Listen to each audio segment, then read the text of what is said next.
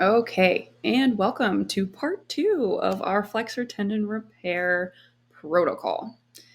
In this part 2, we are going to go over the bottom portions, so the weekly protocol and the tendon glides, which again, the tendon glides are an intervention that are used for the later weeks of week 0 to 6 for the weekly protocol.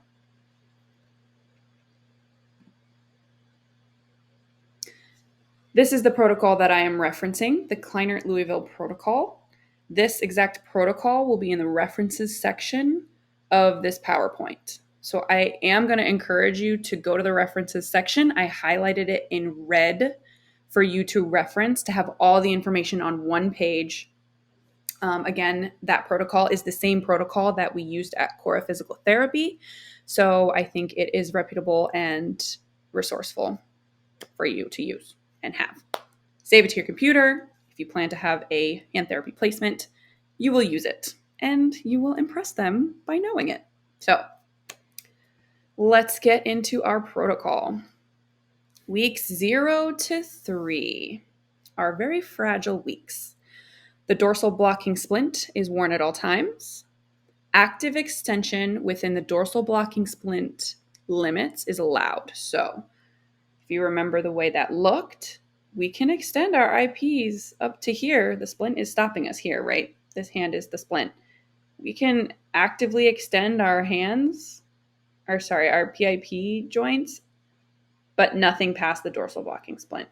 Dorsal blocking splint also covers the MP, so we should not be extending past that. Edema management is also incorporated into week 0 to 3 for treatment, which is basically just an edema massage. Edema massage is pushing the fluids in one direction towards the body. We don't want to push it away from the body, because if we push it away from the body, you're pushing fluid to the end of your fingertips, like where it has nowhere to go. So we want to push it towards the body. In addition to edema management, we would also implement the TENS unit for pain management. More specifically, passive flexion of the PIP and DIP joints is allowed within the dorsal blocking splint limit. Composite passive flexion to each digit, composite meaning all joints are flexed, DIP, PIP, and MCP. They're all flexed. We can do composite flexion to each digit, 5 reps per hour. So if you are seeing your patient for, let's say, week 0 to 3, probably about 30 minutes, just because of the limitations of the protocol. 30 minutes is best for the beginning weeks. We're only doing 5. 5 to D2, D3, D4, and D5. Okay. Again, active extension is allowed. And we are also working on wound care. And by wound care, I don't mean removing sutures or anything like that. I just mean keeping an eye on the way the wound looks and educating about how to manage that.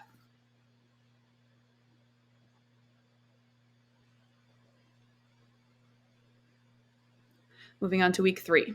So week 0 to 3 means week 0, week 1, week 2. Now we're on week 3. The dorsal blocking splint is continued.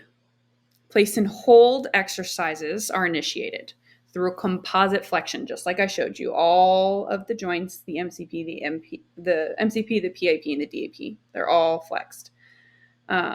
Place and hold, meaning we can hold for 5 seconds.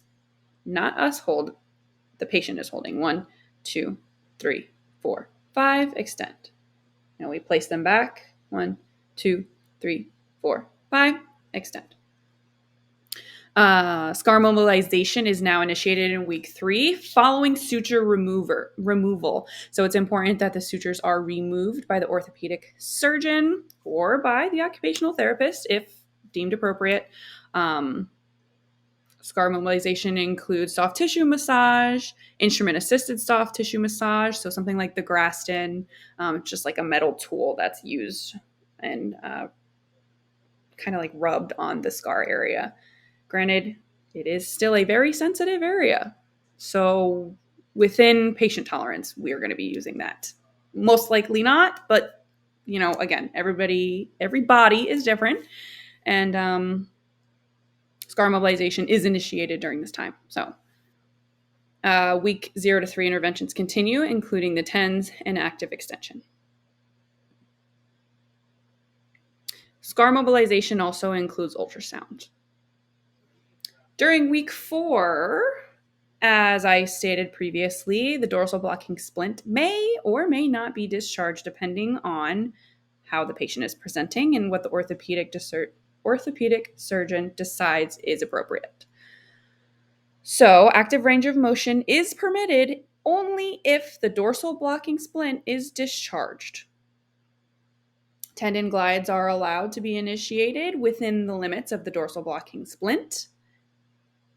Tendon glides, I will go over shortly so that you can kind of understand that a little bit better. But yes, tendon glides are initiated in week 4. And we're also continuing scar mobilization at this time. Moving on to week 5, we are allowing joint blocking if the dorsal blocking splint is removed. If it is not removed, we are following protocol from the week prior. MP joint blocking. I'm using my unaffected hand to block the remainder of my hand from flexing to the mid-range. Tendon glides are continued, and if appropriate, a post-operative flexor tendon brace, if it was prescribed, is removed to perform mid-range wrist flexion and extension. If the dorsal blocking splint and the postoperative flexor tendon brace are both discharged, active range of motion is unrestricted for wrist and digits, meaning we can move our wrist however we want.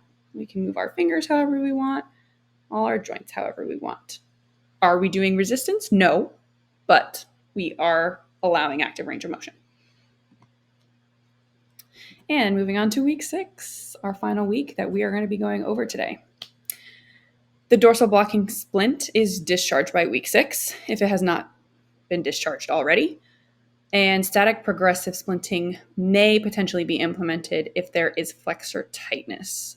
Flexor tightness can occur just because, they're stuck in that dorsal blocking splint for 6 weeks. Progressive splinting could be done by the occupational therapist or by the orthopedic surgeon. Week 6, there's unrestricted active range of motion because the dorsal blocking splint is discharged at this time. And gentle joint blocking and gentle passive extension exercises are initiated. So, gentle joint blocking. I kind of went over that earlier in the part 1 of this presentation, but just as a reminder, I just went over it for the previous week, but this is MP joint blocking. I'm using my unaffected hand to ensure that only my MCPs are flexing. And then let's use the pinky. I'm just flexing my PIP here, which is kind of hard to do. Just because of the way the musculature is in the palm, it's hard to separate the pinky from the ring finger. And then we go to the DIP. So, and by gentle blocking, I think it's important to mention that we don't want to force our finger into anything. I'm just gently holding and bending. Gently holding and bending. Gentle passive extension exercises are initiated. The hand is probably going to look something like this, especially because your patient is going to be protective over their hand, especially if it's week 6 and they're just now getting their dorsal blocking splint removed. They're going to be a little protective over it. They're going to be holding it against them. They're not going to want to extend it. They just spent 6 weeks. They're nervous about rupturing it again. Week 6, we're good to go for movement. Active range of motion, again, is unrestricted. So they're going to be protective just because of that's how we are as humans. And that's okay. But we are going to, as occupational therapists, encourage movement. And we can gently passively move the fingers into extension. Unrestricted active range of motion is initiated, but because they're nervous about it, we can gently move them into extension. We can do that by finger. We can do that by, like I just showed you, or we can let the patient do it, verbally guide them through it. For them to be doing it at home, they should be doing a home exercise program anyway. If they're a little, nervous about it, maybe it might be beneficial to allow the patient to do that on their own. And the last bullet point for week 6, light functional activities may be initiated. Not too much resistance, but they can use their hand to wash dishes with a sponge or maybe wash their hair a little bit. Light ADLs.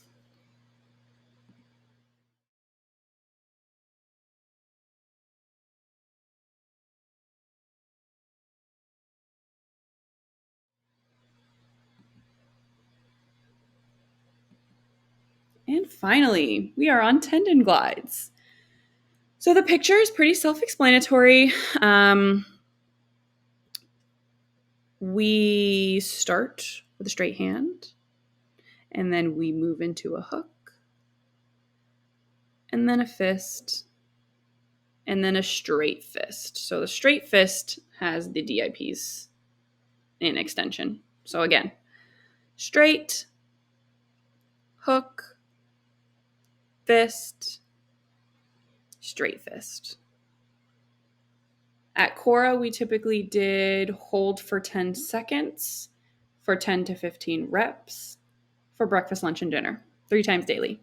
But the more the better, right? So the more movement we're getting, the more blood flow we're getting, increasing healing because more blood flow. And we are also limiting any scarring. We're mobilizing those muscles, so limiting adhesions, things like that. We're allowing the tendons to kind of glide through, which is why they're called tendon glides.